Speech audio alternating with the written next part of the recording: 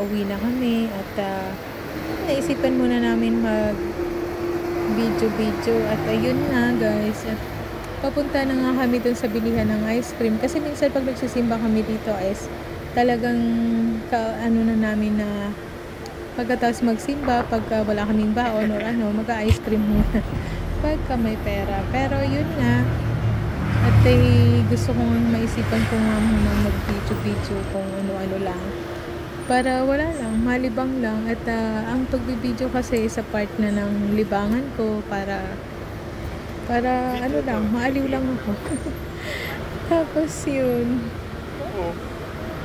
At kasama ko nga pala yung pamangkin ko at pag insaktong day off siya, day off din ako at malayo nga ang biyahe dito sa akin.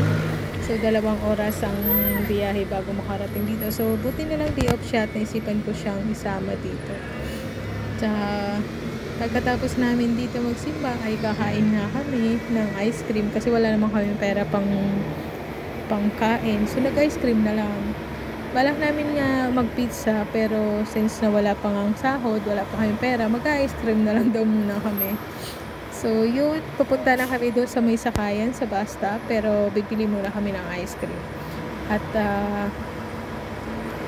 para naman may makain kasi medyo 2:00 na kasi. Medyo nalit kami kasi ng punta at medyo matraffic pa. At yun na nga, eto na, naglalakad na ako, papunta na doon sa ice cream. Masarap yung ice cream nila dito, yung pistachio flavor. So, nagugustuhan ko. Every time na magsisimba kasi ako dito, yun lagi ang kinakain ko, yung pistachio. So, ayan na, pamangkin ko, nabili na siya ng ice cream. Maganda yung pistachio na flavor. So, yun ang in-order ko para sa, para medyo kunti lang. Kasi medyo malamig na rin kasi. Kaya, yun, sabi ko kunti lang. So, ayan, meron na nga akong ice cream at kakain na nga muna ako bago ko maisipang mag-video at matutunaw na nga siya. So, that's all for today's guys. Thank you so much. At upo muna ako dito. At kakain muna ako. Bye guys!